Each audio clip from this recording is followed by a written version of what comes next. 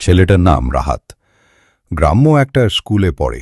বাবা মারা যাওয়ার পর থেকে সে আর তার মাই সব। মা বাজারে আনারস বিক্রি করে সংসার চালায়।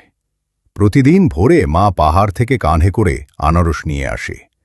রাহাত স্কুলে যাওয়ার আগে মায়ের সাথে বসে একটা আনারস কাটে। দুজনে আধা আধি খায়। সেটাই ছিল তাদের দিনের প্রথম খাবার। একদিন স্কুলে রচনা লিখতে বলা হলো আমার প্রিয় ফল। সবাই লিখল আপেল, আঙ্গুর, কমলা, কিন্তু রাহাত লিখল আমার প্রিয় ফল আনারস। কারণ এটা শুধু একটা ফল না, এটা আমার মায়ের ঘামের স্বাদ। সীতাস চুপ করে গেছেন। তারপর পুরো ক্লাসে সেই রচনা পড়ে শোনান। পরদিন স্কুলে অতিথি এসেছিল শহর থেকে। তারা সেই রচনা শুনে রাহাতের জন্য একটা বৃত্তির ব্যবস্থা করলেন। বললেন, তোমার মা শুধু আনারস বিক্রি করেনি, তোমার ভবিষ্যতও তুলে দিচ্ছেন হাতে। সেদিন বিকেলে রাহাত তার মায়ের হাতে একটা কাগজ তুলে দেয়, স্কলারশিপের চিঠি।